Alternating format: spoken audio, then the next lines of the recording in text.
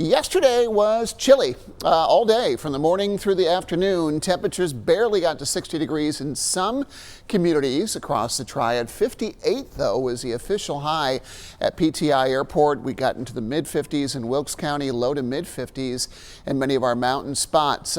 Compared to average, we were way below average in the afternoon. Cool air coming out of the northeast really kept temperatures down by 11 degrees compared to our normal high. Only got down to 40 degrees yesterday. We are watching pretty closely the chance that we had for frost. We have a much better chance to see that developing this morning. We'll get to that in a second.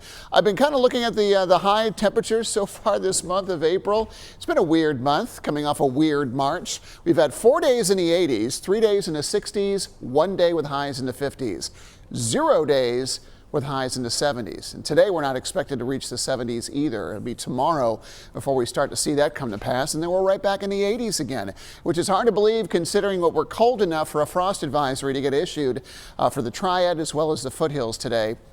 We're expecting the mercury to drop into the low to mid 30s over much of the area today. This is not unusual though. Typically the last frost or freeze across the Triad is right now during the first 10 or 11 days of April, and it's later for the western Piedmont, the foothills, as well as many of our mountain locations. Some of the mountains may see a freeze late April or even early May. They've got about another month to go while that threat still exists.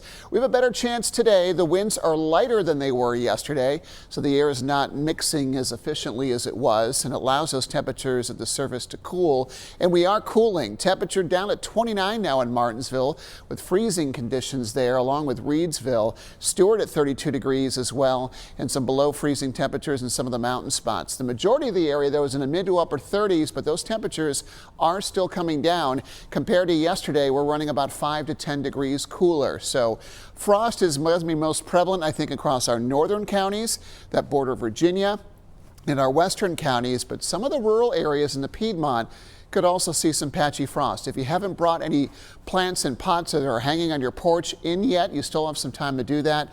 We're not at frosty levels yet. A relatively clear sky. We will have some passing clouds today. There's a couple of disturbances in the flow of things. Otherwise, a ridge of high pressure is in control of our weather for now. Cold front's going to ease our way, may trigger a couple of late Saturday showers or maybe even a thunderstorm. We'll be watching that pretty closely. Today's temperatures improve. We're back near normal. High temperatures, mid 60s expected this afternoon. Could see a few spots in the upper 60s. More of an east-northeast wind at 5 to 10 miles per hour. And again, patchy clouds and sunshine expected today. Mid 60s with lighter winds expected in the foothills. Predominantly sunny skies expected for you with some cloudy intervals. And highs even in the high country get close to 60 degrees a bit later today. Fire danger. We're going to be talking about this a lot for the next coming weeks. Temperatures are going to be trending up, and we don't have very much rain at all in the forecast. Especially on those breezy days, it could be high or very high.